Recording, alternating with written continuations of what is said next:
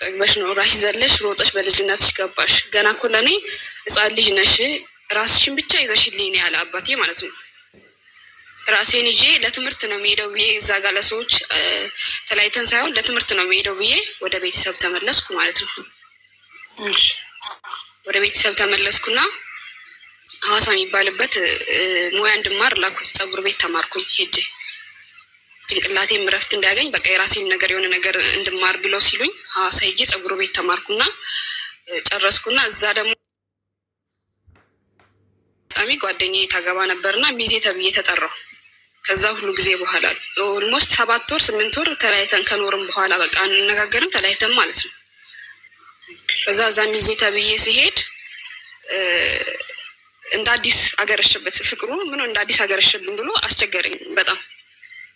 ከዛ ቤተሰብ ደውሎ ይቅርታ ምናምን ፋውል ሰራ ያልሽው ምንድን ነው? ማግጦ ነው ከሌላ ሴት ጋር ተኝቶ ነው ሆቴል እየሄደ አድሮ ይመጣል። አዎ እዛ ሄዶ አድሮ ይመጣል።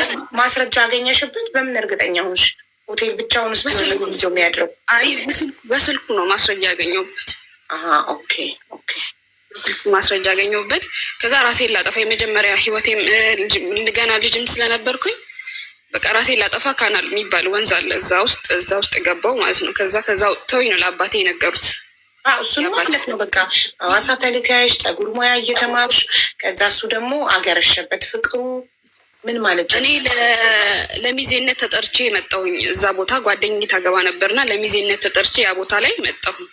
ስመጣ እንደ አዲስ ፍቅር አገረሸብኝ ብሎ ይቅር በይኝ በቃ ሁሉ ነገር ክሳለው ምናምን ብሎ ያን ሁሉ ጥፋቱን እሺ በቃ የመጀመሪያ ከማያውቁት መልአክ የሚያውቁት ሴጣን ይሻላል የሚባለውን አባባል ሰምቼ ይቅር አልኩትና ድጋሚ አብሮ የተመለስኩት ቤተሰብ ፍቃደኛ ሳይሆን ማለት ነው። ፍቃደኛ ሳይሆን ተመለስኩ። ዛን ያን ሁሉ ጊዜ ስኖር ልጅ አልወለድኩም። አብሬው ዝም ብዬ ነበር የነበርኩት ማለት ነው። ከዛ ልክ እንደተመለስኩ ተመልሼ 2 ወር ምናምን አብሬው እንደሆንኩኝ እርግዝና ቀረብኝ ማለት ነው። ከዛ 9 ወር ደርሼ ፈጣሪ ያላለም በሕክምና ስጠት አጣው ልጄን በሕክምና ስጠት አጣው። 9 ወር ላይ 9 ወር በቃ ኦልሞስት ወልጄ ወልተናል በእነሱ ስህተት ማለት ነው። የሽርቷ ጠጥቷ ነበርና የሽርቷን ሳይመጡ የሽርቷ ሄዶ ሳምባዋን ዘጋ። የሽርቷ ይጠጣል እንዴ ህፃን ልጅ? አጋጣሚ እኔ ልክ 9ኛ ወሬ አካባቢ ላይ ወድቄ ነበረ እና እንትኑ ጽንሱ ዞሮ ነበረ እና በኦፕራሲዮን ካልሆነ መውለዳችን ምናምን ብለውኝ ተነግሮኝ ነበር እና አጋጣሚ ሲያመኝ ሆስፒታል ሲገባ ማያውቁ አዳዲስ ዶክተሮች ነበሩና ማስማጫ ሰጡኝ። በዛ ሰዓት ልጅቷ በግድ በምትዞር ሰዓት ሽርቷ እሷ ሙሉ ጠጥታ ከለር ቀይ እንትን ብላ ነው የወጣችው። ቢጫ ሆና ማለት ነው ሽርቷ እንትን ብሎ ማስማጫ መርፌ ሰጡኝ። ያው ሚጥ ሳይመጣኝ ማስማጫ መርፌ ሰጡኝ። 10 ወር ደርሳቸው ነበር መውደቅሽንና ኦፕሬሽን መውለድ እንዳለብሽ ተጽፎልኛል። ወረቀት የግል እንትን የምልበት ቦታ ተጽፎልኝ ይዤላቸው መጥቼ አዳዲስ ሐኪሞች ነበሩ በሰዓቱ አዋላጆች። በዛ መልኩ ያተከሰተ በቃ በዛን ያው የልጅነትም እንትን ስለነበረ አዘንኩኝ። አዝኜ ማልቅሼም በቃ ነገሩን ለመረጋጋት ሞከርኩኝ። ተውኩኝና ህይወት መኖር ቀጠልን። በዛ መኖር ቀጠልን። ከሙያዬን የተምሬ እዛው በሙያዬ መስራት ጀመርኩ። እሱ ያለበት ቦታ ተመልሼ ማለት ነው። እዛ አረገዝኩ ድጋሜ ከ1 አመት በኋላ አረገዝኩኝ። እዛው ላይ ደግሜ ያረገዝኩኝና በጣም ያመኝ ነበር። እርግዝናዬ በጣም ነበር የሚያመኝ። በቃ በእንትን ነው በካኑላ ነው የጨረስኩት። እስከ 9 ወር ድረስ በጣም ነበር ቦሚት፣ ምግብ አልበላም፣ ውሃም አልጠጣም። በቃ በግሊኮስ ነው 9 ወር ድረስ የደረስኩት የነበረው ማለት ነው። በዛ መሀል በጣም ያመኝ ስለነበር ከሱ ካለበት ወደ እናቴ ጋር መሄድ ነበረብኝ። እሱ ስራ ስለሚውል ማንም የለኝም እና እናቴ ጋር መሄድ ነበረብኝ። ሙቀትም ስለነበረ ቦታው ማለት ነው። ከዛ ወደ እናቴ ጋር ሄድኩኝ። 4 ወር ከምናምን ነው 5 ወር ሲሆነኝ ተመልሼ መጣሁ ወደ ቤቴ።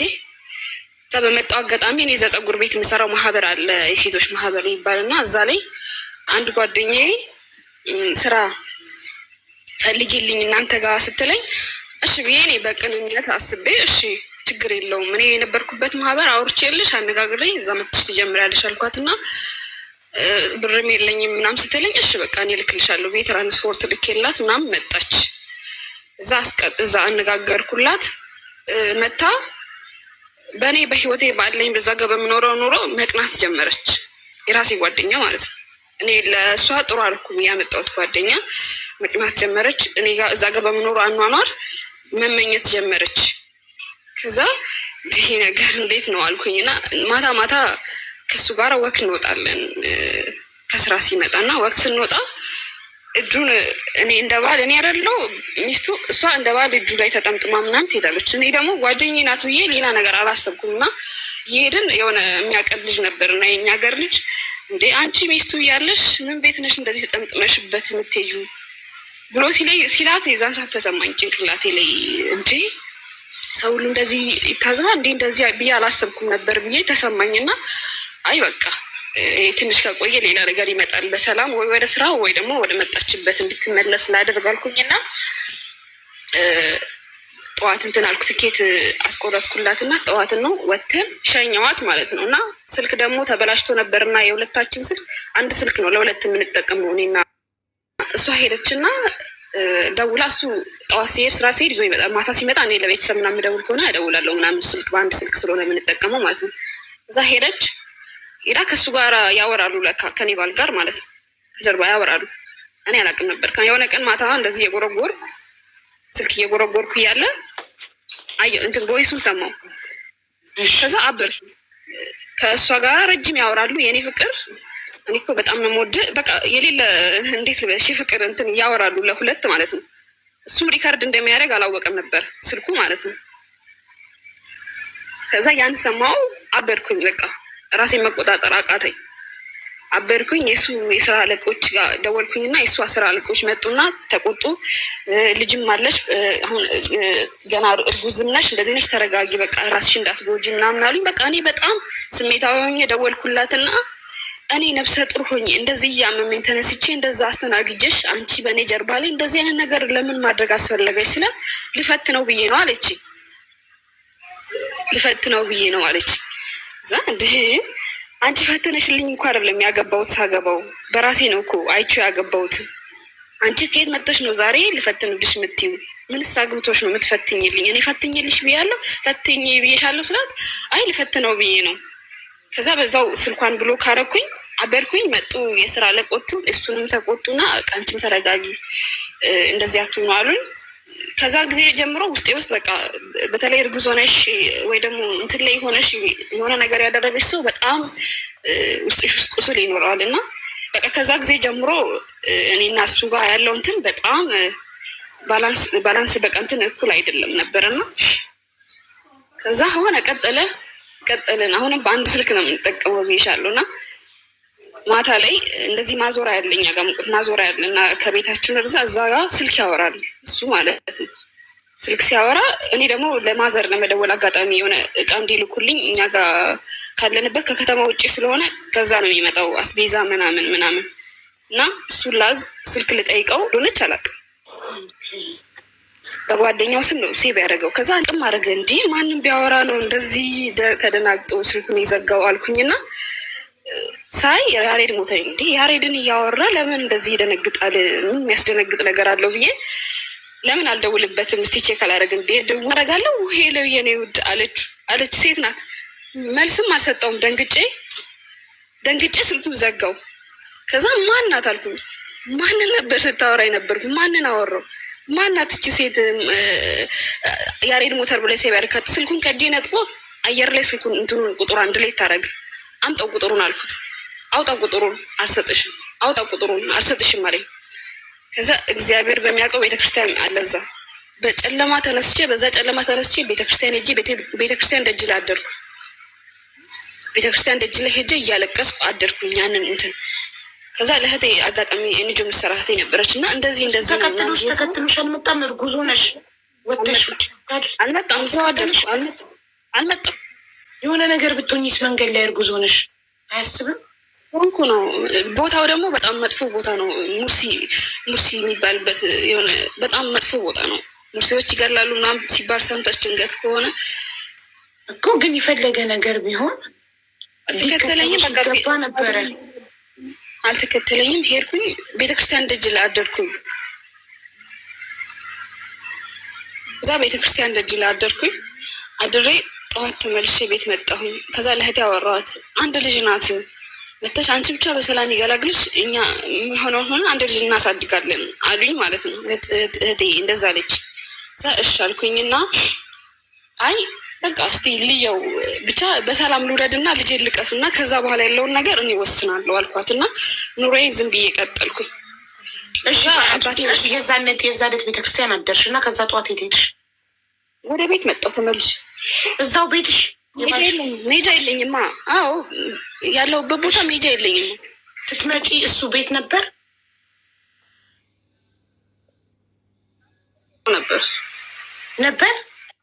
ስራ ሄዶ ነበር። እኔ ስመጣ ወደ ቤት እሱ ስራ ሄዷል። ጠዋት 12 ኖርማል ላይፉን ጠፋችን ብሎ አይፈልግሽም።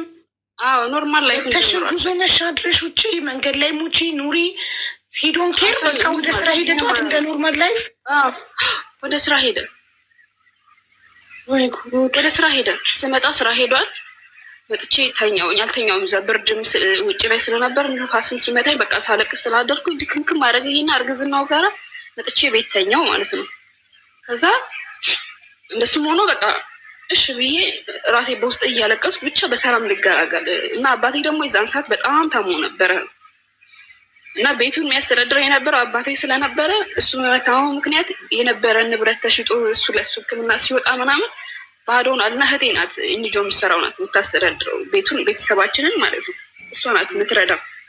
ማንም የለም ነበር እና እዛም ሄጄ ሸክም መሆን አልፈለኩም። ከእንደገና እንደዚህ ሆኜ መሄድ አልፈለኩም እና በቃ ቻል አድርጌ ወልጄ ቢያንስ የሆነ ትንሽ ልጄ ጠንከር እስክትል ድረስ መጠበቅ ነበረብኝ። ከዛ ጠበቅኩኝ።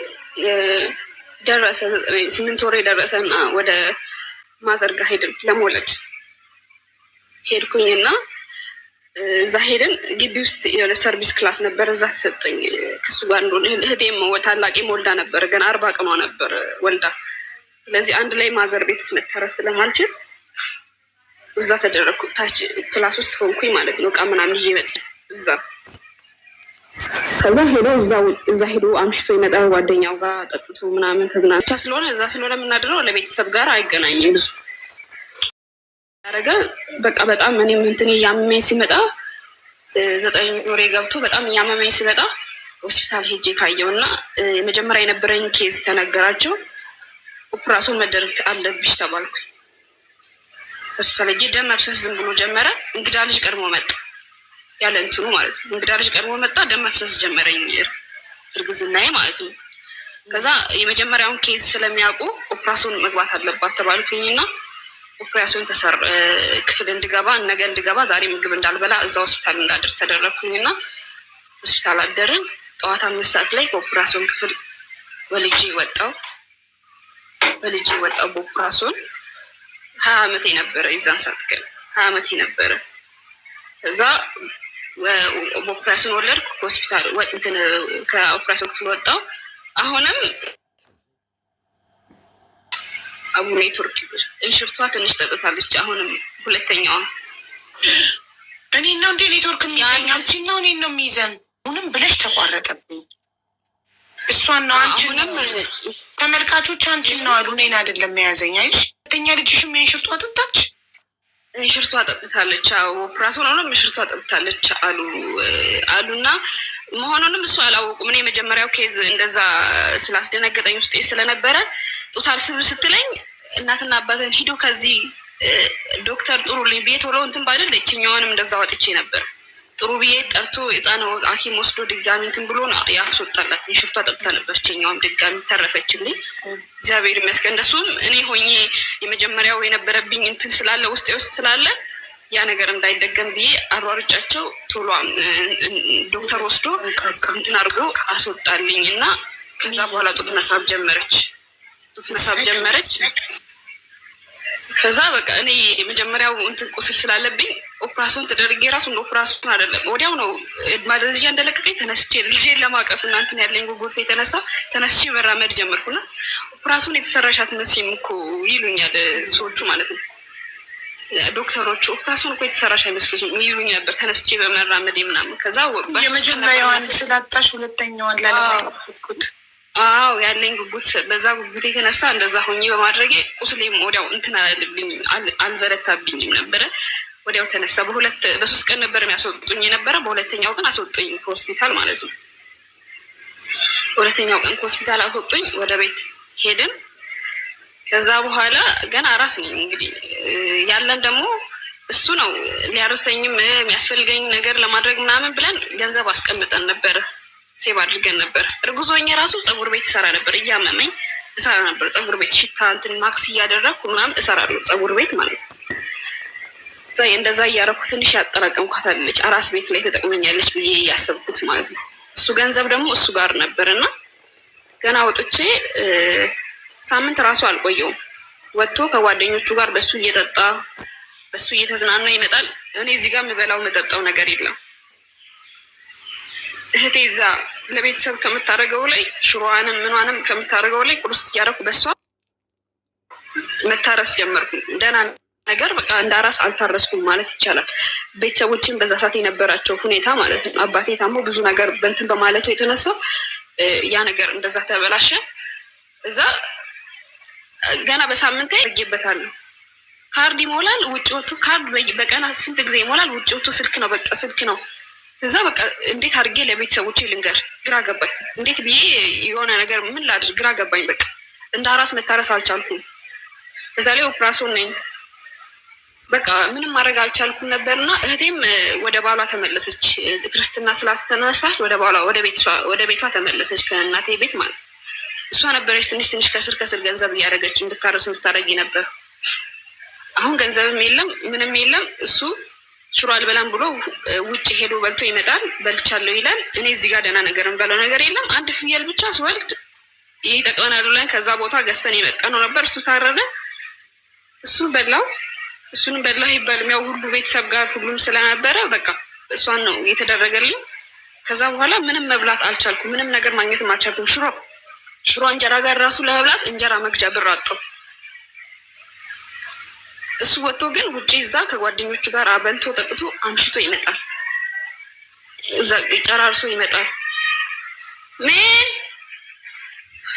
እንግዳ እየመጣ ነው ብሎ ቤት አጽያ እንዴ መጀመሪያው ኤክስፒሪየንስ ስለነበረሽ የመጀመሪያ ልጅሽን ስላጣሽ ቶሎ ደረስሽላት። እችን አልሐምዱሊላ ዳነች እና ቤተሰቦች እንትን ቤት ነው ያለሽው። እሱ ደግሞ ያው እየወጣ ይጠጣል። አንቺ እየሰራሽ እሱ ጋር ባስቀመጥሽው ብር እርጉዝ እያለሽ ማስክ ለብሰሽ ፀጉር ቤት እየሰራሽ ለአራስ ቤት ይሆነኛል ብለሽ ያጠራቀምሽውን ብር ጀለሴ እየወጣ ከጓደኞቹ ጋር ጠጣበት ምን አለበት እና ወጥቶ ተዝናንቶበት ተመልሶ ይመጣል። ማታ ይመጣል ቤት። እኔ ሽሮ ሰርቼ ገዝቼ የሚበላው ብር እጄ ላይ ሳይኖር እሱ ጋር ነው ብሩ ሙሉ የነበረው። እሱ ጋር ነው እሱ አካውንት ላይ ነው የነበረው እና እሱ ወጥቶ ከጓደኞቹ ጋር ተዝናንቶ ይመጣል። ካርድ አሁን ይሞላል ምን እንደሚያደርግ አላውቅም። ይወጣል።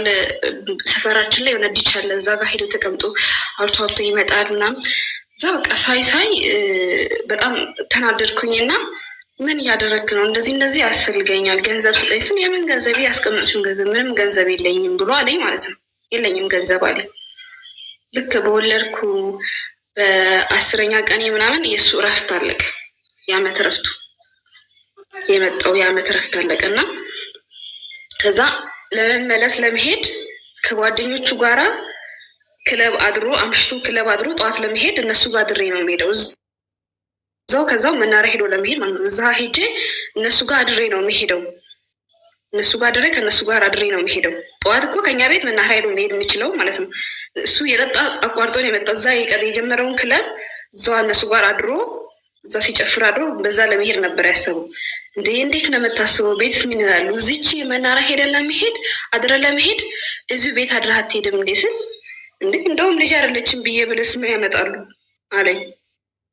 ምን አገባኝ ብዬ ብለስ ምን ያመጣሉ አለ። ቤተሰቦች ምን ያመጣሉ ብሎ ተናገረኝ ማለት በቃ አይምሮዬ ተነካና ቤተሰብም አይስማ አይ ብዬ አራስ ልጅ ገና 10 ቀን ልጄን ባኩራስ ሆኜ ቀጥ ብዬ ህፃኗን አቅፌ ከግቢ ወጣሁ። በቃ የሚሄድበት ልሂድ፣ በቃ እኔ ከሄድኩ በኋላ አንተ ሂድ፣ የፈለክበት ሂድ።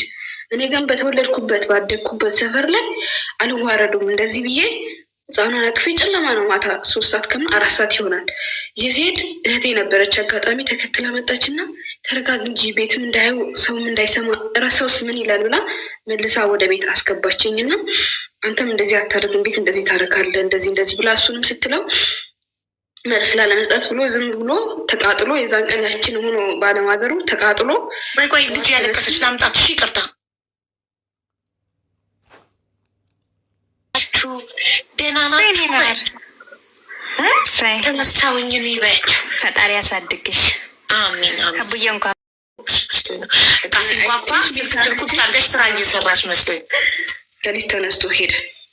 እየተቃጠለ እየሰደበኝ በቃ እየረገጠኝ አደረ። ይዛን ቀን ጠዋት ተነስቶ ሄደ ወደ ስራ ቦታ ማለት ነው። ከሄደ ጀምሮ በቃ ብር አሁን እኔ አራስ ቤት ነኝ፣ አራስ ታራሽ ነኝ አይደል? አራስ ቤት ላይ ገንዘብ ከሌለ እንዴት ነው አንዲት ሴት መታረስ የምትችለው? በቃ የለኝም ነው ደሞዝ ወስዶ ለዚህ አልበቃኝም። መጀመሪያ እንደዚህ አይነት ነገር የሌለበት በቃ የሌለ በፊት ላይ አመል አምጥቶ የተውኩትን ትቶ እንደገና እንደ አዲስ ህይወት እንዲጀምር ያደረገኝም ድጋሚ ደግሞ ያንን መድገም ጀመረ ማለት ነው። ያንን ስህተቱን አሁንም ብር ያለመላክ በቃ መሳደብ፣ ምን ታመጫለሽ እንደዚህ ወጥቼ እንደዚህ ገብቼ በቃ ብዙ እንዲህ የማናገርሽ ብዙ ነገር መናገር ጀመረ ማለት ነው። ከዛ ይሁን በቃ እስቲ አራስ ቤቷን እንደምንም ብዬ ታርሼ ልውጣ ብዬ በቂም ብር አላከልኝም። ወንድሙ አራስ ቤት ስታንትን የአራስ ቤት መጋረጃ ምናምን ከአዲስ አበባ ልኮ ነበር አጋጣሚ እና የእሱን ብር ልኬለታለሁ ብሎ ለካ አላከም። እሱ ሲጨፍርበት ነው የቆየው፣ ሲጨፍርበት ሲዝናናበት ነው የቆየው። በኋላ ላይ ነው የሰማሁት። ያንን ብር ወይ ለእኔ ያልሰጠኝ፣ እኔ አራስ ቤት ሆኜ እንደዛ እየተጎሳቁ ለእኔ ያልሰጠኝ፣ ወይ ደግሞ ለእነሱም አላከ፣ ብሩንም አላከላቸውም። እሱ ለራሱ ሲዝናናበት ነው የቆየው። ሄደ በቃ እንደዛ እያለ ቤትም ሁሉ ነገር በቃ አባቴም ታሞ ስለነበረ እህቴ ብቻ ስለነበረ የዛኔ እንትን የምትል የነበረው በቃ አልቻልኩም እና ልክ በአርባ ቀኔ እህቴ የምትሰራበት ቦታ እህቴ ቤት ሄድኩኝ። ተነስቼ እሷ የምትበላውን በልቼ ልጠገን ብዬ ማለት ነው። ተነስቼ እህቴ ቤት ሄድኩኝ። በ40 ቀኔ ተሳፍሬ የ6 ሰዓት የ5 ሰዓት መንገድ ተሳፍሬ እሷ ያለችበት ሄድኩኝና በቃ እንደ አራስ አልታረስኩም። ለክርስትናዬ 10 ቀን ሲቀረኝ ከእሷ ጋር ተመልሼ ወደምንኖርበት ቦታ ተመልሼ መጣሁኝና ከዛ ለልጄ ደግሞ ለክርስትና ምናምን ገንዘብ ያስፈልግ ነበር፣ የልብስ ምናምን መግዣም በቃ ምንም ነገር የለኝም። ሰው አራስ ቤት መጥቶ ስጠይቀኝ በነበረው ነገር ነው አንዳንድ ነገር የሚገዛላት ምናምን የነበረው ልብስም ምናምን የሚገዛላት የነበረው ማለት ነው። ከዛ ላከ 3,000 ብር ብቻ ላከ። ለክርስትና 3,000 ብር አይደለም ለምንም ነገር አይበቃም። እንኳን ልብሷን መግዣ አይበቃም። ለልብሷ እንኳን የምናደርግበት እራሱ አይበቃም። እዛ በሱ 3,000 ብር እንዴት ትልካለህ እንደዚህ ብዬ ስለው ሰደበኝሽ። በቃ ጭቀን ትለፍ ብቻ ጠንክሬ ብቻ እኔ ወደ ራሴ እንትኔ እስክመለስ ድረስ ቻላ ዋጠረኩኝ። በውስጤ ሁሉ ነገር በውስጤ ዋጠረኩኝና ልክ ክርስትና እንደተነሳ ወደ እሱ ጋር ሄድኩኝ። ግዴታ ነው እዚህ ጋር ለቤተሰቦቼ እዚህ ጋር እህቴን የምታስተዳድራቸው፣ ለእነሱም እዚህ ጋር ምንም ነገር ሳልሰራ ሸክም ነው መሆኑ። ስለዚህ እሷ እስክጠነክር ድረስ እሱ ጋር መሄድ ነበረብኝ ግዴታ። ተመልሼ አትምጪ አለኝ እሱ ያለበት እዛ የተዝናና ዘና ብሎ ለመኖር አትምጪ፣ እዛ ሁኚ ያገኙትን ገንዘብ ልካለሁ አለ። አይሆንም አልኩ። ምክንያቱም ለልጄ እኔ ችግር የለውም ልጄ ደህና ነገር አግኝታ ነው ማደግ ያለባት። እኔ ሳመጣት ይሄ ይፈጠራል ብዬ አይደለም፣ ይሄ ነገር ይገጥመኛል ብዬ አስቤም አይደለም። ግን በቃ ከሆነ ቀር እዛው አንድ ላይ ሆነን 2 ቦታ ከሚከፋፈል እዛው ልሄድ አልኩኝና ሳልነግረው ተነስቼ ሄድኩኝ። ሳልነግረው እሱ የሚሰራበት ቦታ ሳልነግረው ተነስቼ ሄድኩኝ። አላወቀም። አንድ ጎረቤት የነበረች ለእሷ ነግሬ ነበር። እሷ ቤት ከፋፍታ ምናምን ቡና አፍልታ ጠበቀችኝ። ሄድኩኝ። ከሄድኩ በኋላ እሱ ቤቱን ትቶ ሌላ ልጆች ጋር ነው እየኖረ ያለው። ቤት አይደለም የሚኖረው፣ ሌላ ቦታ ነው እየኖረ ያለው ልጆች ጋር፣ እንደዚህ ብዙ ጓደኞቹ ጋር ማለት ነው። ቤት አይደለም የሚኖረው። እዛ እነሱ ከፋፍተው ምናምን እንትን ብሎ ጠበቁ። ከዛ ከእነሱ ጋር ነው ልብስ ይዞ እኔ ስመጣ እንደገና ልብስ ይዞ ወደ ቤታችን የመጣው ማለት ነው። መጣ። እኔ በቃ ሁሉ ነገር ቁስል ውስጥ አለ እኮ በጣም ቁስል አለ። ግን ያን ነገር ዋጥ አድርጌ ብቻ ትንሽ ትጠንክርልኝ ብቻ ጠንከር ትበልልኝ እና ከዛ የራሴ እንቅስቃሴ ልጀምር መጀመሪያ አልኩኝና መጣው። በቃ ኑሮዬን እንደ አዲስ እንደነበር ሆኜ ቀጠልኩኝ። እንደ መጀመሪያው ቀጠልኩኝ መኖር እያለ ልጄ እግዚአብሔር ይመስገን 1 አመት ሞላት። 1 አመት ሞላት። አሁንም መኖራችንን ቀጥልን። 2 አመት ሞላት። በዛው እንደዚሁ እየተመሳሰለ እንደዚሁ እየሆንን ማለት ነው መኖር ቀጠልን። 2 አመት ሆነ። ልክ 2 አመት ሲሆናት እኔ ምን አሰብኩ? ፋብሪካ ውስጥ ገባው ስራ ገባው። ፋብሪካ ውስጥ ገባውና መስራት ጀመርኩ። ከዛ እየሰራው ልክ ማይ 2 አመት ልደቷን እንዳከበርኩ ምን አሰብኩ? በቃ ወደ አረብ ሀገር መምጣትን አሰብኩ። ወደ አረብ ሀገር መምጣት አሰብኩ። እዛ ቦታ ደግሞ ያስጠላል ቦታው። የሆነ ስራ እየሰራሽ እድገት ለማግኘት በሴትነትሽ የሚጠቀሙ ሰዎች ናቸው ያሉት። ባለትዳር ሆንሽ ምን ሆንሽ ግድ የላችሁም። ሴትነትሽን ከሰጠሻቸው በቃ የፈለግሽው ስራ ደረጃ ድረስ የሚያሳድጉሻል። እንደዚህ በጉልበት ሰርቼ የሚባል ነገር የለም ቦታው ጋር እና በቃ ሀገሬ ላይ እንደዚህ የሚሆን ከሆነ እንደው ለምን አረብ ሀገር ይደፍራሉ፣ እንደዚህ ያደርጋሉ፣ ይድፈሩኝ፣ ያበላሹ፣ ምንም ያርጉኝ፣ እዛ ሄጅ የሆንኩት ልሁን፣ ግን ለልጅ የተሻለ ህይወት በቃ እሰጣታለሁ አልኩኝና ለጥቤ እሱ ጋር ቀጥቤ ፓስፖርት ላወጣ ሄድኩኝ። ፓስፖርት አወጣው፣ ተመዘገብኩ። ፓስፖርቱም 1 አመት ቆየብኝ። በዛ ሰዓት ላይ ማሽን ተበላሽቶ ምን ተበላሽቶ የሳት ተብሎ ፓስፖርት ቆሞ ነበር። የሆነ ሰዓት በጣም ቢዚ ነበር እና 1 አመቱ ነው የመጣልኝ ፓስፖርቱ። ከዛ ፓስፖርቱ እስኪመጣ በቃ ለምን እናቴ ጋር ሄጄ እዛ ሲኦሲ በእንትን አስተማሩ ነበር በቴክኒክና ሙያና እሱን ለምን አልማርም ብዬ መጣሁኝና ማማን እናቴ ጋር ረኳት። 2 አመቷ ነው እና እናቴ ጋር አደረግኳትና ያንን ለመማር እህቴ ሐዋሳ ነበረች። እሷ ጋራ መጣሁ። የሰራው ፀጉር ቤት መጀመሪያ ድሮ የተማርኩበት በአስተማሪነት ተቀጠርኩ እዛው። በሱ እየሰራው በዛ ሲኦሲውን የጠበቅኩ ማለት ነው ስል ፓስፖርቱን ማልመጣ አለ ቆየ።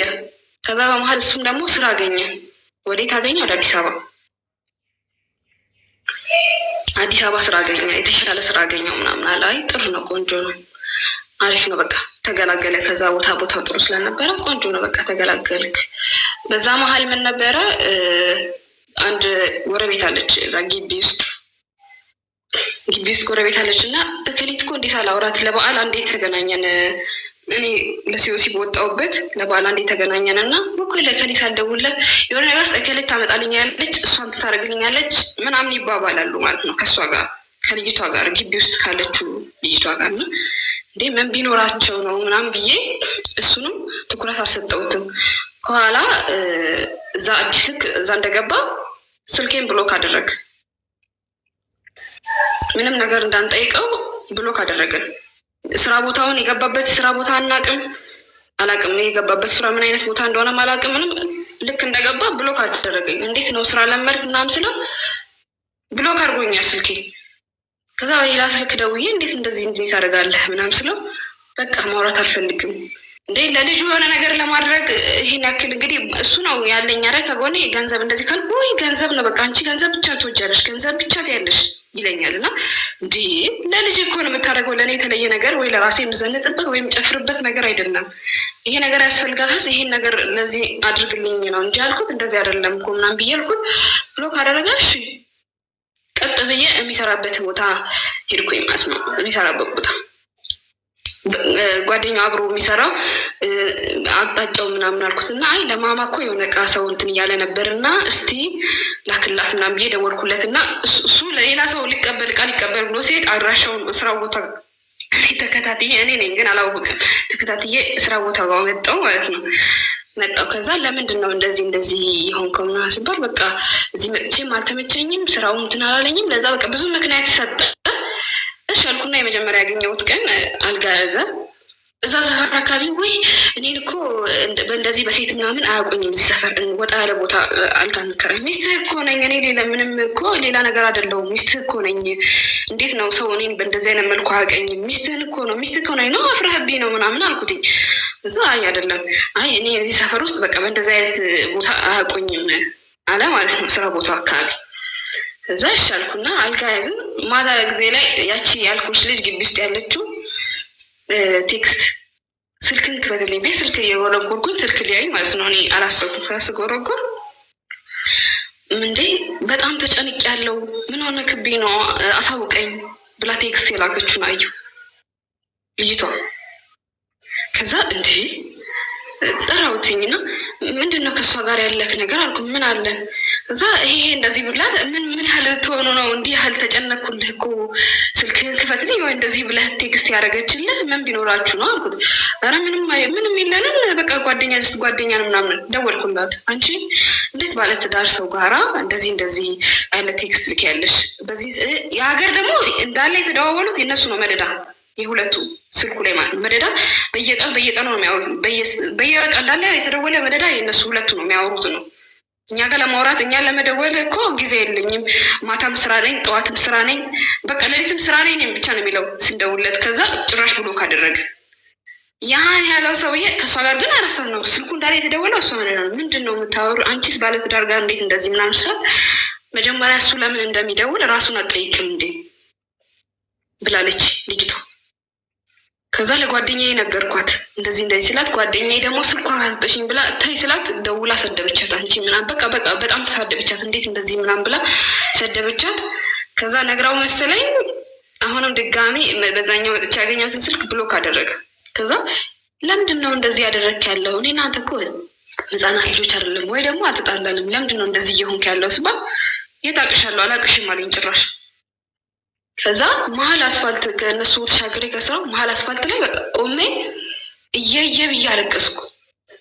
እየየ በቃ ብዬየ ብዬ በጣም ከውስጤ አዝኜ በረጅም ሰዓት አለቀስኩ። ግና ሰው የሚያልፈው ምን ሆነሽ ነው አንዱ መጣና ምን ሆነሽ ነው ሲል፣ አይ ስንት ዓመት አብሮ የኖርኩት ባሌ አላቅሽም የት አቅሻለሁ ብሎ ከስራ ቦታ ገፍትሮ አስወጣኝ አልኩኝ። ገፍትሮ ላከኝ አልኩኝ ማለት ነው። ከዛ ጓደኛዬ ያለች እዛ አረፍኳት እንደቴ ሲጀመር ይሄን ነገር ስለ ኧረ ተይ አትሂጂ እንደዚህ ያለ ወንድ በቃ ታዩና አንቺ ራስሽ ህይወት ኑሪ እንጂ ታዩ በቃ ለልጅሽ ኑሪ ስትለኝ፣ አይ ሄጄማ ማወቅ አለብኝ አሁን ስትሄጂ አላቅሽም ቢልሽ ምን ታመጫለሽ አለች። እንዳለችው እኔ መጥቼ ስል የት አቅሻለሁ አላቅሽም አለኝ ማለት ነው። እሱ እንደዚህ አለኝ እኮ ያልሽኝ ስላት፣ እኔ እያልኩሽ አትሂጂ ብዬሻለሁ አትሂጂ ብዬሽ የለም አሁን ቀጥ ብለሽ ወደ እኔ ነው ያለች። እሱ ቀጥ ብለሽ ወደ እኔ ነው ያለች። አይ ቆይ ትንሽ ልረጋጋ አልኩኝና፣ እንዴ ምንም አይነት አብራችሁ የተነሳችሁት ፎቶ ምንም አይነት ማስረጃ የለሽም? ለምሳሌ መስሪያ ቤት ሄደሽ አላቅሽም ሲልሽ ፎቶ የምታቀርቢው ማስረጃ የለም? ለሰዎች ለመስሪያ ቤት ሰዎች ባልሽ እንደሆነ ለሰዎችም አለ መቼ ለሰዎች እንዲገባ እኮ ግቢ እንትኑ ካምፓኒው ማለት ነው ካሜራ አለ። ከስራ ሰራተኛ ውጭ ማንም ወደ ውስጥ መግባት አይችልም። እሱ ከበር ላይ ሆኜ ነው ሲወጡ ጠብቂ በር ላይ ለሰራተኞች አዋርደሃለሁ። አሁን እሱ እኔ በዚህ መስሪያ ቤት አካባቢ በሴት አልታወቅም ብሎ ነው የገዛ ሚስቱ የልጁ እናት ሆነች ራቅ አርጎ ወስዶ ቤርጎ የሚያሳድርሻል። ሲንግል ሊሆን ይችላል። ስለዚህ አብራችሁ የተነሳችሁት ፎቶ የለም? በትዳር ዘመናት ከልጃችን ጋር ሁሉ ነበረ እንጂ ነበረ። ግን ያንን ነገር አእምሮ ላይ አልመጣም በሰዓቱ። እንደዛ አልመጣልኝም ነበረ በሰዓቱ። ከዛ በቃ አለቀስኩ። ቀጥ ብዬ ተመልሼ እሷ ጋር ሄድኩኝ። እሷ አጽናናችኝ። ከዛ ነገር እንደወጣ ብዙ ሞከረች። እዛው ፀጉር ቤት የምታውቀው ሰው ነበረ። እዛው ፀጉር ቤት እንድቀጥል አደረገችኝ። ፓስፖርቴ መጥተው ፕሮሰስ እስካደርግ ድረስ እሷ አነጋገረችልኝ እና እዛው እየኖርኩ እዛው መሰራበት ፀጉር ቤት አስቀጠረች። እዛው ሴትዮዋ ጋር እየኖርኩ እዛው እየበላው እዛው እየጠጣው እዛው ምገባበት። እናቴ ጋር ነች። እናቴ ጋር አረኳትኝና ከዛ ያንን ስራ አገኘችልኝ። ያንን ስራ ጀመርኩኝ እሷ ጋር ጀመርኩኝና በቃ ህይወትን እንዳዲስ ጭንቅላቴ እንዳዲስ ብዙ ጓደኛዬ በጣም ብዙ በቃ እንደዚህ ጓደኛ አይደለም እህቴ ናት። አብራ አድጌ ነች። እህቴ ነው የምንባባለው እንጂ ጓደኛ ራሷን ባባል በቃ በጣም ለእኔ ዋጋ ከፍላልኛለች። በህይወቴ በጣም ትልቅ ዋጋ ከፍላልኛለች። በቃ ከዛ ስሜት እንደወጣ ብዙ ነገር አደረገችልኝ። ከዛ ነገር እንደወጣ ብዙ በቃ ይዘውኝ ይሄዳሉ ከባሏ ጋር በቃ በብዙ መንገድ ከዛ ስሜት እንደወጣ አደረጉኝና በቃ እንደ አዲስ ህይወቴን እንደ አዲስ መኖር ጀመርኩ። ከዛ እያለ ፓስፖርት የመጣ ወዲያው ፓስፖርት የመጣ መጀመሪያ ወደዚህ ፕሮሰስ ለማድረግ እህቱ ነበረች። ችግር የለውም ፕሮሰሱ እዚህ ነበረች እና እህቱ እሷ ነበረች ጨርሳለሁ ምናምን ፓስፖርት ብቻ ጣውጣ ብላ የነበረው ፓስፖርት የጀመርኩት እህቱም በቃ እነሱ እኔና እሱ መሀል ያለ ነገር እንትን ሲል ሁሉም ሸሹ ከኛ። መጀመሪያም እሱ አዲስ አበባ ልክ እንደገባ በቃ በፊት በእኔ ስልክ ነው እነሱ ሁሉ ለማናገር ብዙ እንትን አልነበረም። በእኔ ስልክ ደውሎ የሚያገኙት ቤተሰቦች ሁሉ እነሱ ሁሉ ዘጉ። ሁሉም አብረው አንድ ላይ እዛ እሺ በቃ ይሁን ብቻ ዋናው ሰላም ነው አልኩኝና ፓስፖርት የመጣና ወደ ጀመርኩኝ ፕሮሰስ። ጓደኛዬ የነበረች እና የጀመረችበትን ኤጀንሲ ቁጥር ሰጠች። ጀመርኩኝ ፕሮሰስ። እዛው አዲስ አበባ አንድ ቦታ ሆነን አንገናኝም። እዛው አንድ ቦታ ሆነን ሰፈራችን ሊያያል፣ ግን እኔም እዛው አዲስ አበባ ነበር፣ ግን አንገናኝም። እዛ ደስ የሚለው ነገር ፎቶ ላኪልኛል። ሮብ ዕለት ፎቶ ላኩለትኝና ለኤጀንሲው ለደላለው ሐሙስ ዕለት ጠዋት ተመርጠሻል ሜዲካል ግቢ ተባልኩኝ። እግዚአብሔር ሲረዳኝ ማለት ነው። ሜዲካል ግቢ ተባልኩ ሐሙስ ዕለት። በቃ እንዴት ደስ እንዳለኝ አላውቅም። በቃ ከነበርኩበት ጭንቀት አንጻር ሄድኩኝ። ሜዲካል ጠዋት ገባሁኝ። ፀጉር ቤት ሴትዮዋን አስፈቅጄ ሄጄ ሜዲካሌን ገባሁ። በቃ በወር ውስጥ ሁሉ ነገር አድርጎ መጣሁኝ ወደዚህ። ልክ መጣሁኝ እና እዚህ ከመጣሁ በኋላ ጻፈልኝ የምታውቂ ሰው ያለበት ቦታ አገኘሽ ምናምን ብሎ እዚህ ከመጣሁ በኋላ ማለት ነው። ማውቀው ሰው ቢኖር እኔ ብቻ ጥሩ ቤት ይግጠመኝ፣ ውስጤ ብቻ ጥሩ ይሁን እንጂ ስለሱ አይመለከተኝም። እኔ ብቻ ዋና ጥሩ ቤት ይግጠመኝ፣ እግዚአብሔር ደግሞ ሲረዳኝ ጥሩ ቤት ገጠመኝ ብዬ መልስ ሰጠሁት። ከዛ ልክ 2 ወር 3 ወር እንደሰራው ያን ሁሉ ነገር ረስቶ ስልክ እስቲ እንድገዥልኝ ብር ላኪልኝ አለኝ ማለት ነው። ያን ሁሉ ነገር ትቶ እኔ እዚህ ከመጣሁ በኋላ ማውራት ጀመረ። ብሎክ አድርጎኝ የነበረው ሰውዬ። ከዛ እኔ ያ ነገር እንትን አለኝና ብሎክ አደረኩት። ከሁሉ ነገር ብሎክ አደረግኩትና ቀጠልኩ። ከዛ ጓደኛዬ ላከ።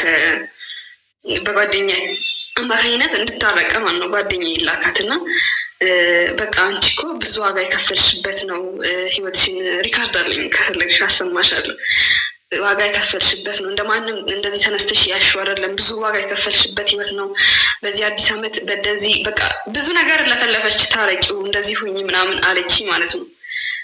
ያ ሁሉ ሆኖ እኔ ወደዚህ ከመምጣት በፊት ያለኝን ነገር ንገርሽ። እዛ አዲስ አበባ ከዛ ከሚሰራበት ቦታ እኛ ጋር ከተማ ገብቶ ነው አልፎ የሚሄደው ወደ አዲስ አበባ ገብቶ የሚሄድ እንኳን ልጁ መች እንደሚያገኝ ምን እንደማያት ሳያቅ ከዛ ተሳፍሮ ልጁን እዛ ያለችበት ሳያይ ሌላ መኪና ላይ ተሳፍሮ ልጁን ሳያይ ተሳፍሮ ሄደ ወደ አዲስ አበባ ገባ ማለት ነው።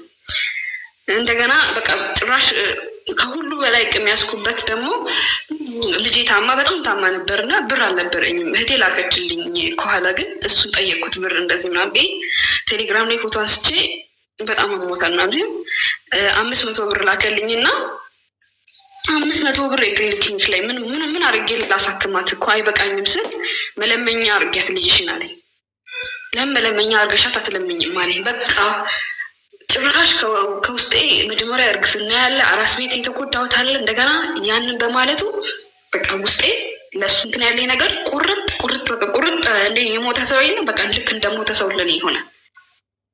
እንደዛ ሆነ። ግን ሆኖም ልጄ በጣም ነው የምትወደው፣ አባቷን በጣም ትወደዋለች እና ወደዚህ ልመጣ ስል ይዤ መጥቼ በጣም ተወደው ስለነበረ አዲስ አበባ የሚሰራበት ቦታ ይዤ ሄጄ እንድታየው አደረኩ። የሚሰራበትን ቦታ ስለማል ይዣት ሄድኩኝና እንድታየው ሳረግ እሱ በፊት ለፊት ያኔ ሰው እንደዚህ አያውቀኝ ምናምን ባለበት ሳይሆን በጀርባ በዚህ ጋ ወጥቻለሁ በዛ ጋ ኑ አለን ማለት ነው። እሺ ብለን በኋላ መተን አገኘሁት። ልጄ ስንት ቀን 4 ቀን 5 ቀን እዛ አዲስ አበባ ስትቆይ አንድ ቀን እንኳን ልጄን ወስጄ እንደዚህ ላዝናናት እንደዚህ አላገኛትም አላለም። 200 ብር ዳላስ ይዞ ሄድኩኔ። እሷን ፍላጎት የልጄን እንትን ብቻ ነው ያየሁት። እኔ እዛ ጋር ምንም ነገር እኔን አላየሁም። ልጄ የነበራት ለሱ ያላትን ፍቅር ስለማውቅ እሷ እንድታየው አደረግኩ። ከዛ በቃ ይዣት ሄድኩኝ። 1 ብር ልኮላት አቅም አይረዳትም፣ ምንም አያደርግላትም። የሆነ ጊዜ አጋጣሚ ቤተሰብ ደወሉና አባትሽን ከፈለግሽ አስደውይና አግኘው እሺ ምናምን እላታለሁ ማለት ነው። ከዛ ምን ልግዛል ሲባል ልብስ ግዛልኝ ጫማ ግዛልኝ ስትል 2000 ብር ላከ። 2000 ብር ልኮ እንዴ እኔ ብቻ ልጄን የልጅ አባትነት ፍቅር ስጣት፣ ደውልላት፣ አግኛት ምናምን ስለው እንዴ እኔ ስደውል ብር ስለኛለች ብዬ ስለመፈራ አልደውልም አላወራትም ማለት 2000 ብር ስለላከ እኮ ነው በአመት ውስጥ 2000 ብር ስለላከ 2000 ብር ስለላከ እንደዛ አለ። ከዛ በቃ አልኩኝና አሁን በቅርብ ግሩፕ አሰርኩ፣ ለሶስታችን ግሩፕ አሰርኩና ማንም ምንም አይጠይቅም። እኔ የልጅ የአባትነት ፍቅሯን ብቻ እንድታገኝ የልጅ ስለማልፈልግ ብቻ እኔ ባለሁበት ታወራታለህ፣ ማንም 10 ሳንቲም አይጠይቅም አልኩኝ። በዛ መልኩ እንዲያወሩ አደረው። እዛው ኢትዮጵያ ሆኖ ቤተሰቦቹ ጋር ሌሎች ዘመዶች ጋር ክፍለ ሀገር ምናምን ይላል፣ ግን እሷን ሄዶ አይቷት አያውቅም። 2 ዓመት ሙሉ ማለት ነው አይቷትም። በቃ ምንም እርዳትን ብየው አላውቅም፣ 1 ብርም ጠይቄው አላውቅም። መጀመሪያ እዛ እያለሁ ፀጉሮች የሚሰራው ገንዘብ ለእኔም በቂ፣ ለእሷም ደግሞ ያሳደግኳት ሁኔታ አለ። እሱ ጋር ስኖር ሳረግላት የነበረው የለመደችው ነገር አለ። ያን ነገር እንዳታጣስብ ደሞዝ በወጣ ቁጥር ስደውልለት ለማኝ፣ አንቺ ለማኝ ዘር፣ አንቺ ቡዳ ዘር፣ በቃ ማይለኝ የለም። እችን 2,000 ብር በወር ለመስጠት ማለት ነው። ብቻ እኔ ያልኩት ከዚህ ሀገር ብቻ እግሬ ይውጣ። እኔ ከአንተ 10 ሳንቲም አልፈልግም፣ 10 ሳንቲም ከአንተ አልፈልግም። እኔ ለአንድ ልጅ አላንስም አልኩት፣ ለአንድ ልጅ አላንስም። በቃ 10 ሳንቲም ከአንተ አልፈልግም። ግን እስኪ ልጄ ብዙ የለመደችው ነገር ስላለ ያ ነገር እንዲጎልባት አልፈልግም አልኩት። ከዛ ያ ነገር ሆነ። አሁን ከኔ ጋር ደግሞ እንደገና ይቅርታ ምናምን ይላልና ይህ ሰው ድጋሚ ይቅርታ አድርጌለትም መመለስ አለብሽ ለልጅ ስትይ ምናምን ብሎ ይሉኛል። እና እኔ ደግሞ አልመለስም ስል በቃ አንዴ አፍርተሻል ሁሉን ነገር እንትን ትተሽ እሱ ጋር ሁኚ ይሉኛል። እና በዚህ ላይ እስቲ ምክርሽን እፈልጋለሁ። ድጋሚ ህይወቴን እንዲያጠፋ ነው ወይስ አልገባኝም። እና እነሱ ያሉኝ ያሉት ጓደኞች እየመከሩ እንደዚህ ምንም ቢሆን ወልደሻል፣ አንዴ እንትን ብለሻል፣ በቃ ልጅነት ህይወትሽ ነው፣ ወደሱ ተመለሽ ነው የሚሉ እና በዚህ ላይ እኮ ምክርሽን እንድትሰጪኝ እፈልጋለሁ አቡዬ። ጓደኛሽ ማለት ነው ያንን ሁሉ ስቃይ ስትሰቃይ ያየችዋ ጓደኛሽ ናት። አሁን ብዙ የለፋሽበት ነው፣ ምንም ቢሆን ወልደሻል አብረሽ ሁኚ የምትልሽ? አዎ። ምን ሆና ነው ማለት ግዴታ ትዳር አላፋቱም፣ በጣም ጥሩ ናቸው፣ አስታራቂ ናቸው፣ ደግ ናቸው፣ መልካም ናቸው እንዲባሉ ሴትን ልጅ ወደማይሆን ህይወት መግፋት አለባቸው?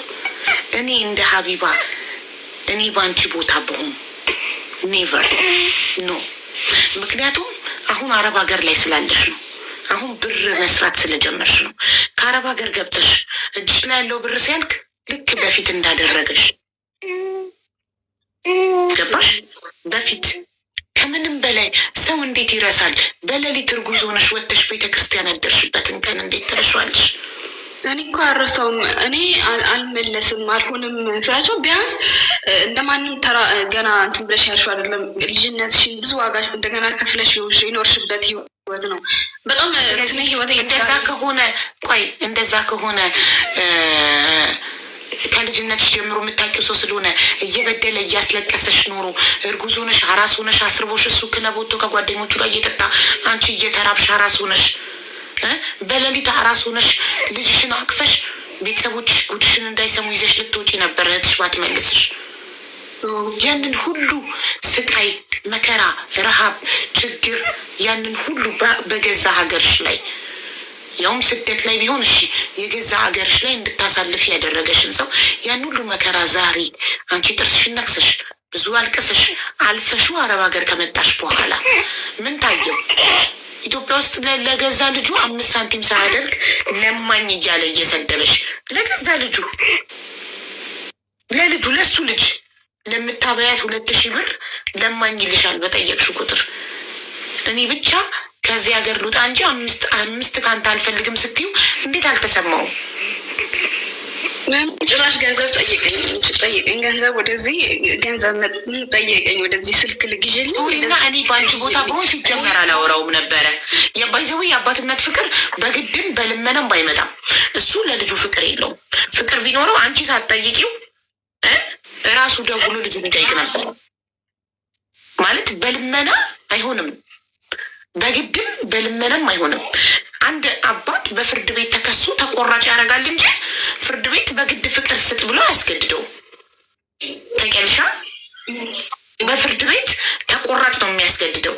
ዳኛ የሚፈርደው በወር ከደሞዝክ ይሄን ያህል ቁረጥ ብሎ ይፈርዳል እንጂ ለልጅክ ፍቅር ስጥ ብሎ ዳኛ ማስገደድ አይችልም። ካልፈለገ ፍቅር ከልብ የሚመነጭ ራሳችን ወደን ፈቅደን የምንሰጠው ነገር ነው። ይሄ ሰው አይፈልግም። ገባሽ? ልጁን አይወድም፣ ልጁን አይፈልግም። የሚፈልግ ቢሆን ክፍለ ሀገር ቤተሰቦቹ ጋር እየሄደ ልጁ ጋር አይቀርም ነበረ። ለምን አትደውልም ስትይው ገንዘብ ትጠይቀኛለች። ህፃን ልጅ መጫወቻ ግዛልኝ እንትን ግዛልኝ ስላለች ገንዘብ እንዳትጠይቀው ልጁ ጋር የማይደውል ከሆነ ልጁን አይወድም። ገንዘብ ይወዳል ከልጁ በላይ። ልጁን የሚወዳባት እኮ ኖሮኝ ለልጄ ባደረግኩ ነው የሚለው አይደል? ዛሬ አንቺ አረብ ሀገር ስትመጪ ሳያፍር ሲደውልልሽ ትንሽ አውርቶ አረሳስቶ አውቆ ይቅርታ ጠይቆ ምናምን ከዛ ስልክ ግዢልኝ። በጣም ፈጣጣ ነው። ይቅርታ አድርጊልኝና ይቅርታውንም እኮ ይቅርታ አላደረግኩለትም። አቡዬ ይቅርታውንም እኮ ይቅርታ አላደረግኩለትም፣ አልተቀበልኩትም። ብቻ ከልጅ ጋር ያለን ነገር ከልጅ ጋር ቤተሰቦችሽ ናቸው ብር ጠይቂ ይሉካል ስላለ ያንን ነገር ማንም አይልም። እኔ ፊት ለፊት ስለሆነ እኔ ግሩፕ አስሬ አንድ ላይ ስለሆነ ሲናገሩ ይሰማል አይደለም? ግሩፕ አስሬ አንድ ላይ እንዲያወሩ እኮ እዚህ ስማች መለመን አልነበረበሽማ። ልጁን ከፈለገ ራሱ ፈልጎ አንቺ ለምኑ እንዴ። ልጁ የሚፈልግ አባት እኮ ሚስት እንደውም ነገረኛ ሆና አላሳይም ልጄን እያለች ለምኖ ተለማምጦ ልጁን ያያል እንዴ። በግድ የሚሆን ነገር የለም ማሪ። ልታውሪው ራሱ አይገባም። ምን ፈልጋ ነው እኔ ጋር የምትደውለው? ልጅህን ከፈለግ ቤተሰቦቼ ጋር ደውል ቻው ባይ ብለሽ ዝግት ነው ልታረጊበት የሚገባው። አሁን ጋር እኮ ለብቻ እናወራም። ያንን መከራ አይተሽ ለብቻም ሆነ በግሩፕ ልታወሩ አይገባም። ይሄን ሰውዬ አንቺ ያንን ሁሉ መከራ አይተሽ ፈጣሪ ረድቶሽ በህይወት ወጥተሻል። ከዛ ህይወት ሞተሽስ ቢሆን እሺ፣ የዛን ለታ እርጉዝ ሆነሽ ወጥተሽ በሌሊት ቤተክርስቲያን ስታድሪ መንገድ ላይ ዱርዬ ደፍቶሽስ ቢሆን መንገድ ላይ መኪና ገጭቶሽስ ቢሆን ዞር ብሎ አየሽ? አንቺ ቆራጥ ብትሆኚ የዛን ለት ነበር የምትቆርጭው። እኔ እኮ አሁንም ቆጫለሁ። ጓደኞ በእነሱ ሽምግልና ብሎ እየላካቸው ሲያስጨንቁኝ ከዚህ በኋላ እንደዚህ ብላችሁ ካላችሁ ብሎክ አደርጋችኋለሁ ብያቸው እነሱ እሱንም ብሎክ አደረጉት። ራሱን ብሎክ አደረጉት። በእኛ በኩል የሚመጣ ከሆነ እና ስለሱ እንደዚህ ሁኝ አብራሹ እንደዚህ ብላችሁ የምትመክሩኝ ከሆነ ብሎክ አደርጋችኋለሁ አልኳቸው። እነሱም አቆሙ ማለት ነው። ተው ግን እኔ በቃ ይሄን አሁን እዛ ቤተሰብ ጋር ሄጄ ያሳለፍኩትን ነገር እዛ በእርግዝና ጊዜ ሄጄ ቤተክርስቲያን ያደርኩትን ነገር ምናምን ይሄን ነገር አያውቁም እነሱ። ለምን ብዬ እነግራቸዋለሁ? ነገር ብለው አፋምጠው እኔ ጋር መልሰው እዛ ለቤተሰብ የሰው ጋር እዛ ጠባብ ከተማ ላይ ቤተሰብ ይሰማል፣ ብዙ ነገር አለ። ያን ነገር እንዳይሉ ብዬ ዋጥ አድርጌ በውስጤ የሚያዩት እነሱ ፊት ለፊት ያለውን ብቻ ነው። እዛ ጋር የማሳየውን ፊት ለፊት ላይ ያለው የደስታ የምኖረው የሚመስላቸው የውስጥ ያለውን ነገር አያውቁም። ኖ ያቺ ፀጉር ቤት አስጠግታሽ ስራ ያገኘችልሽ ጓደኛሽ ሁሉን ነገር ታውቃለች እያወቀች። እሷ እኮ በፍጹም አለች። እኛ ሰዎች ስንባል አስመሳይ ስለሆንን ነው አስመሳይ ስለሆንን ነው። እያወቅን ምን አገባኝ የኔ ህይወት አይደለ እኔ ብሆን አልኖረውም ብለን የምናስበውን ነገር ጓደኛችንን ጥሩ ለመባል ታረቂ ትዳርሽ ነው ሳይ። እሷማ እኮ በፍጹም አለችኝ። በፍጹም ሞተሽ እንደው ሳታገቢ ቆመሽ ልጅ ታሳድጊያለሽ እንዴ? ተሳስተሻለች። ተሳስተሽ ስልኩን ራሱ እንዳታነሽ ብሎ የቷ ጓደኛሽ ታረቂ ምንም ቢሆን የለፋሽበት ነው የምትልሽ። እዚህ ያለች እዛ የምትለው እሷ ልጅ ገና ወጣት ሆኜ እዛ የምሰራውን ህይወት ለማሸነፍ 3 አይነት ስራ እሰራለሁ። አስቤዛ እሰራለሁ፣ ፀጉር ቤት እሰራለሁ፣ ፋብሪካ እሰራለሁ። በቃ ህይወትን ለማሸነፍ ደግሞ ያቺ ሁሉንም ስቃይሽን የምታውቅ ጓደኛሽ እያወቀች እንደዚህ አይነት ህይወት ውስጥ ተመልሰሽ ግቢ ትልሻለች። እህቷ ብትሆኚ እናቷ ልጅ ብትሆኚ ትልሻለች ብዬ ነው። እሷ ካልሆነች ሌላውማ ማሬ ችግር የለም። ዋናው ግን ምን መሰለሽ ውዴ፣ አሁን አንቺ ትንሽም ቢሆን እንትን ስላለሽ ነው፣ ሀሳብ ስላለሽ ነው። ትንሽም ቢሆን ይቅርታ ላደርግለት ይገባዋል ብለሽ እኛ እንድታማክሪኝ የመጣሽው። አዎ ይገባዋል ብንልሽ ልታደርጊለት ማለት ነው። አላደርግለትም። አይ እኔ ባሻ ውስጥ ያለውን ህመም በቃ መተንፈስ ፈለግኩ። እዚህ እነሱ በቃ እንደዚህ ቢሆንም በቃ ስንት ነገር ሰውና ስንት ልጆች ይዘው ስንት ዋጋ ከፍለው ያሳድጉ የለም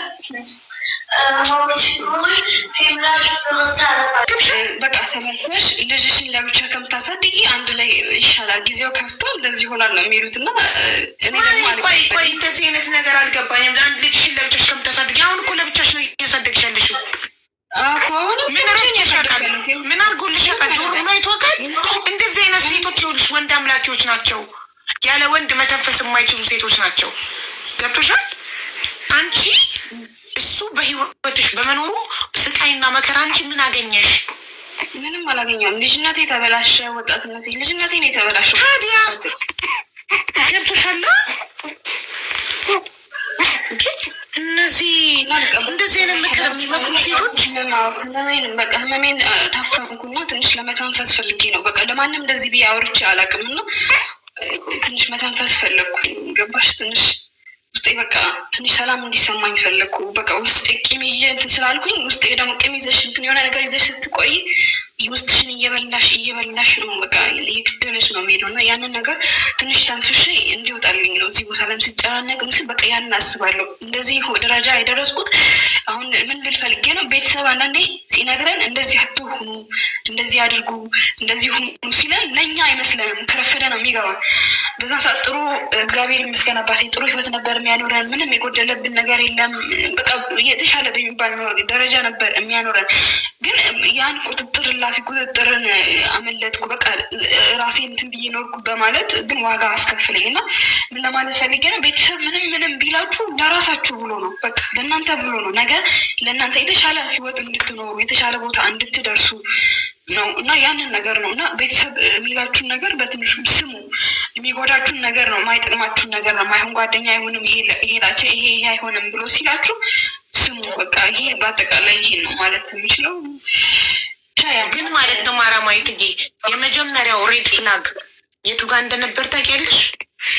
ለመጀመሪያ ጊዜ ሴት ሲያወራ ስታዩ ልታቆም ይገባ ነበር። ለመጀመሪያ ጊዜ የማገጠ ጊዜ ይኸውልሽ፣ ሊቀየር የማይችል ነገር አለ በህይወት። ብዙ ሊቀየር የሚችል ነገር አለ። ለምሳሌ የጫት ሱስ፣ የሲጋራ ሱስ፣ የመጠጥ ሱስ ይተዋል። ሴሰኛ ወንድ ግን ሊተው አይችልም። ሊተው የማይችል ነገር አለ። አንዳንዴ ከዘራቸውም ልክስክስ የሆኑ ወንዶች አሉ። አባቱም አጎቱም ወንድሙም ሁላቸውም በጣም ሴት የሚወዱ ሰራተኛ ቤት ውስጥ ከሰራተኛ ጋር የሚማግጡ ምናምን ሴሰኛ አይነት ወንድ አለ። የሴስ ነገር አመል ነው፣ አይለቅ። ገባሽ? ሱሰኛ ወንድ ሱስ ማገገሚያ ገብቶ ሱሱን ሊተው ይችላል። የመጠጥ ሱስ፣ የጫት ሱስ፣ የቁማር ሱስ፣ እነዚህ ነገሮች ሪሃብሊቴሽን ገብቶ ታክሞ ምናምን ይተዋል። ይህ ከዘሩ ግን ሴሰኛ የሆነ ወንድ ሴት ባየ ቁጥር እንትን የሚል ወንድ አይለቅም። ሌባ ላመሉ ዳቦ ይልሳል። አመል ስለሆነ አመል ደግሞ ስለማይለቅ ካልሞት ከዛ በቃ ጫናም ነበረ እኛ ቤት። አባቴ በጣም እላፊ ቁጥጥር አለና የሆነ ሰዓት ትንሽ ከ12 ሰዓት ትንሽ አርፍደሽ ከሆነ ቦታ ከመጣሽ በበርበሬ ምናምን ነው የሚያጥነን የነበረ።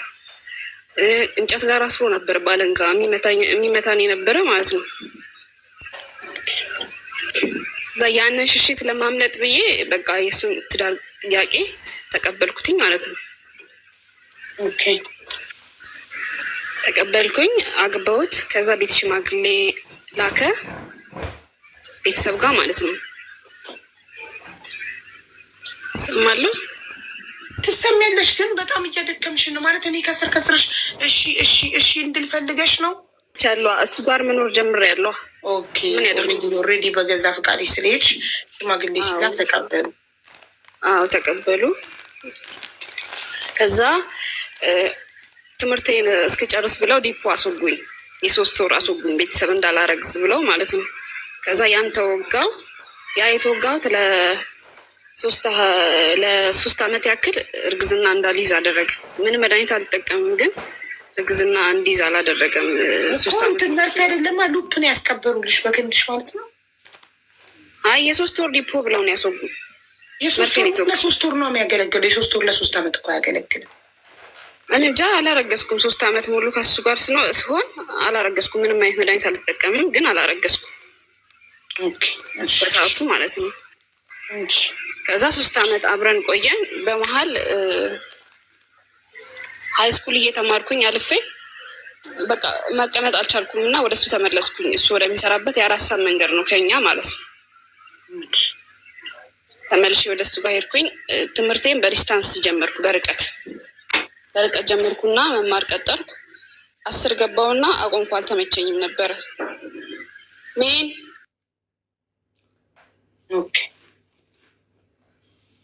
በመጀመሪያ ከሆነ ይዘጋል። ምንድን ነው የሚዘጋው እንዴ? 3 ወር መርፌ ሜቢ አንዳንዴ ዝም ብሎም እርግዝና ላይ ይፈጠር ይችላል። አንዳንድ ሰው ጋር አብሮ የተኛ ሁሉ ያረግዛል ማለት አይደለም። አንዳንዴ አይፈጠርም፣ የሆነ ያልተገጣጠመ ነገር ይኖራል ይባላል። አቡ ከሰክሰስ መቁረጥ ፈልጌ ነበር እኮ ቤቴ ላይ ሰርች ያስቀመጥኩትን ቪዲዮ ተመልከቺ። ቁጥር አስቀምጫለሁ። ሳዘነችኝ በጣም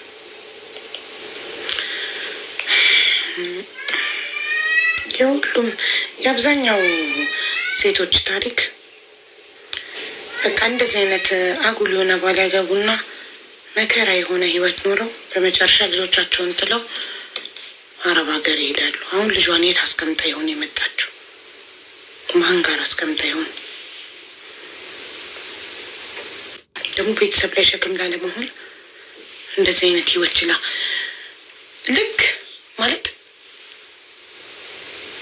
ምን ብዬ እንደምገልጽላችሁ አላውቅም። በጣም የገረመኝ እሱ ከሴት ጋር ሲጀናጀን ይዛው እሷ እርጉዞና ተናዳ በዛ ብስጭት በማታ ወጥታ ቤተክርስቲያን ስትሄድ እንዴት አልተከተላትም? ማለት የጎረቤት ሰው እንኳን ቢሆን አይደለም ሚስት ያረገዘችለት ቀርቶ ባዳ ጎረቤት እንኳን ሴት ልጅ ብቻዋን በማታ ስትወጣ ወይ ዱርዬ እንዳይተናኮላት ወይ የሆነ ነገር እንዳትሆን ያውም እርጉዝ ደግሞ ስትሆን ኤክስትራ ኬር ያስፈልጋታል። ኤክስትራ ተጨማሪ ጥንቃቄ ጥበቃ ያስፈልጋታል። እንዴት አልተከተላትም?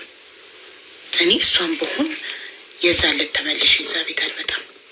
የፈለገ ብትጣሉ የሆነ ነገር እንዳትሆን አትከተለኝም እያለችው እየሰደበችውን ቢሆን ከኋላዋ ሊከተላት ሊጠብቃት ይገባ ነበር። አልመጣም ወደ ቤት ብትል ራሱ ከሩቅ እያያት ሊከተላት ሰላም መሆኗን ሊያረጋግጥ ይገባ ነበር። ሳይከተላት ቤተክርስቲያን ሄዳ እያለቀሰች አድራ ጠዋት ስትመጣ ጀለሴ እንደ ኖርማል ላይፍ ወደ ስራ ሄዷል። እሱ በሰላም ቤት አድሮ እሷ ቤተክርስቲያን ውስጥ በብርድ አድራ በሰላም ተነስቶ ስራ ሄደ። ላይከች ሴትዮ እርጉዞና በእኔ ብስጭት ሄዳ መኪና ውስጥ ገብታ ይሆን? መኪና ገጭቷት ሞታ ይሆን? ሌባ ወቅቱ ገሏት ይሆን? መንገድ ላይ ምን ብሎ ምንም አላሰበም።